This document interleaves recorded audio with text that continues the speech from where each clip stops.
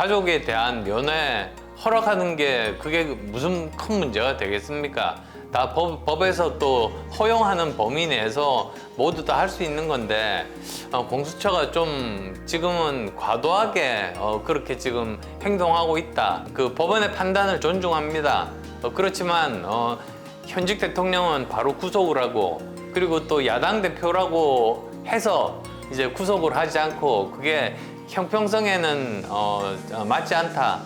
그래서 그것의 판결에 대해서는 불만이다. 근데 이 모든 게 어디서 시작이 됐냐면 문재인 정부 때 경찰과 이 검찰 간의 검경 수사권 조정을 할 때 이걸 제대로 세밀하게 잘 하지를 못했습니다. 시간이 워낙에 없었고 사실 정치적인 의도들도 거기에 포함돼 가지고 지금 현재의 공수처 정도라면 과연 존속할 필요가 있을까?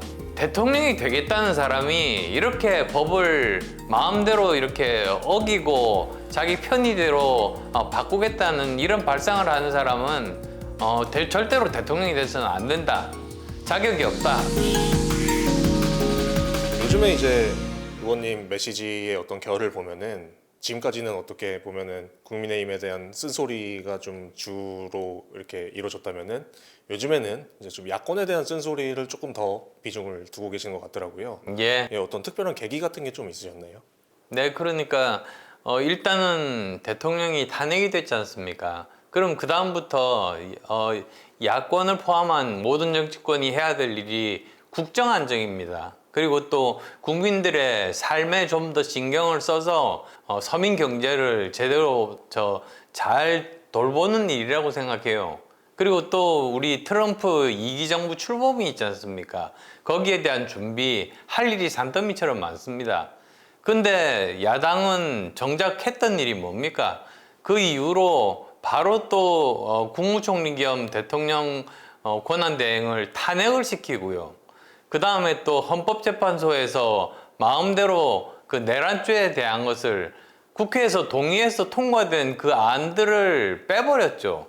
거기에다가 이제 카톡까지, 개인들 카톡까지 검열한다고 하니까 그렇게 무리된 행동들을 하기 때문에 저는 국민들 입장에서 비판을 해야 된다고 그렇게 생각했습니다. 민주당이 웹사이트 민주파출소로 이른바 카톡 검열 중인데 이어서 윤석열 대통령 지지율 40%를 공표한 여론조사 업체의 고발과 방문을 검토하더니 여론조사 업체 관리법을 또 발의하기도 했습니다. 민주당이 왜 이런 행보를 보인다고 보십니까? 아주 당황했다고 생각합니다. 그러니까 본인들이 계속 이렇게 지지율이 높은 상태로 있을 줄 알았는데 여러 가지 국민의 정서와 반하는 행동 그리고 좀 어떻게 보면 교만함이 그대로 드러나다 보니까 국민들이 거기에 실망을 많이 하신 거죠. 그게 그대로 이렇게 반영이 된 것 아니겠습니까? 그래서 저는 민주당도 이제는 제대로 정신 차리고 정말 국민들이 원하는 그런 일들을 하기를 바랍니다.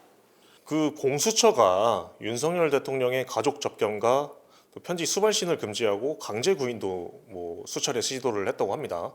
이 방어권 보장 측면에서 국민이라면 누구나 누려야 하는 과도한 처사라고 혹시 보시는지요? 저는 과도한 처사라고 봅니다. 사실 그 경우에 따라서 직접 공수처로 구인하기보다 오히려 현장에서 여러 가지 물어볼 수 있지 않습니까? 그 다음에 또 가족에 대한 면회 허락하는 게 그게 무슨 큰 문제가 되겠습니까? 다 법에서 또 허용하는 범위 내에서 모두 다 할 수 있는 건데 공수처가 좀 지금은 과도하게 그렇게 지금 행동하고 있다 이렇게 판단합니다. 이 여당 법사위원분들이 지적하시는 걸 보면은 이 구속영장 발부의 형평성 문제를 좀 지적을 하세요. 예. 이 윤 대통령에 대해서 발부된 구속영장 보면은 구속 사유 설명도 너무 짧고 또 이재명 대표는 어떤 이 야당 대표라는 신분을 고려해서 불구속을 했으면서 더 높은 지위에 있는 윤 대통령은 왜 구속했냐는 그런 주장인데요. 의원님께서도 형평성 문제가 어느 정도 있다고 보시는지요? 예, 저도 그렇게 생각합니다. 물론 저는 그 법원의 판단을 존중합니다. 그렇지만 현직 대통령은 바로 구속을 하고 그리고 또 야당 대표라고 해서 이제 구속을 하지 않고 그게 형평성에는 맞지 않다. 그래서 그것의 판결에 대해서는 불만이다 이렇게 말씀을 드립니다. 그래서 저는 제대로 된 정의 구현이 되려면 결국은 그 판결이 중요하지 않습니까? 판결에서만이라도 제대로 정의 구현이 될 수 있도록 그렇게 판결이 내렸으면 하는 그런 바람을 가지고 있습니다. 그리고 또 이제 속도를 보면은 사법부의 시계가 유달리 야권 지도자에게만 느리게 흘러간다는 지적이 있습니다. 예. 뭐 이재명 대표, 조국 전 대표 재판은 매우 늘어진 데 반해서 윤 대통령 탄핵 심판이나 수사는 어떤 신중보다는 속도에 좀 방점을 두고 있다는 좀 비판이 나오는데요. 이런 시각은 좀 어떻게 보시는지요? 예, 저는 그걸 바꿔야 된다고 봅니다. 국민들은 정말 법 앞에서 만인이 평등해야 되는 것 아닙니까? 헌법에도 나와 있지 않습니까? 그러니까 저는 똑같은 잣대 그리고 정말 똑같은 그런 속도로 여러 가지 일들이 처리되어야 된다 이렇게 생각합니다. 그래서 지금 현재 대통령은 굉장히 빠른 속도로 진행이 되고 있으니까요. 지금 현재 이재명 대표 같으면 5개 재판 중에 하나인 선거법 재판 같은 경우에 지금까지 흘러온 거야 뭐 어떻게 바꾸겠습니까만은 지난 11월 15일 날 1심 판결이 났으니까 이번 2월 15일 날 2심 판결이 반드시 나야만 하고 3심 판결이 반드시 5월 15일 이전에 나야 된다 이렇게 주장하는 겁니다. 이재명 대표가 선거법 위헌 법률 심판을 신청을 했습니다. 이게 지연 전술이라는 평가가 많은데요. 어떻게 생각하십니까? 저는 정말 해서는 안 되는 일을 지금 시도를 하고 있다고 봅니다. 지금 현재 그 보면은 뭐 아직 검토 중이다 뭐 그런 말을 보기는 했습니다만 사실 이게 지연 전략 아니겠습니까? 그리고 지금 현재 법이 잘못됐으니까 바꿔달라는 말은 다른 말로 하자면 지금 현행법상으로는 나는 유죄야 라고 스스로 고백한 겁니다. 자기가 죄가 있다고 고백한 거죠. 그러니까 사실 그 대통령은 가장 중요한 책무가 헌법을 수호하는 거거든요.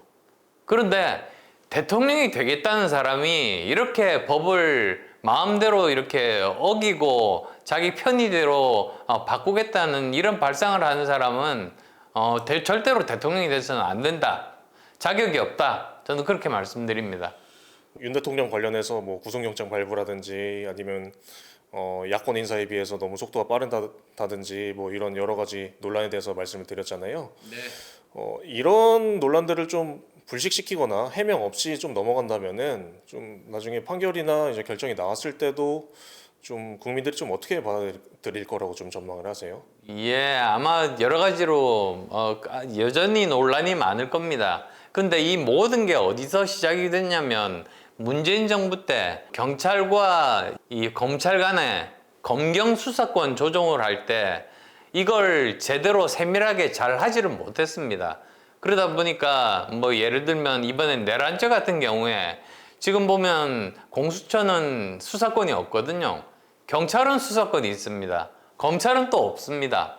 뭐 이런 여러 가지 제대로 잘못된 것들을 이번 기회에 이번이 끝나고 나면 다시금 제대로 정리를 해서 검경 수사권을 제대로 체계 있게 그렇게 제대로 조정을 해서 모든 사람들이 승복할 수 있도록 그렇게 만드는 것이 정말로 필요하다는 생각입니다. 문재인 정부 때 그 조정 자체가 시간이 워낙에 없었고 사실 정치적인 의도들도 거기에 포함돼 가지고 제가 보기에는 좀 정상적인 그런 조정이 아니었다고 봅니다. 그래서 다시 한 번 더 제대로 조정하는 것이 필요하고 또 과연 우리나라에서 지금 현재의 공수처 정도라면 과연 존속할 필요가 있을까?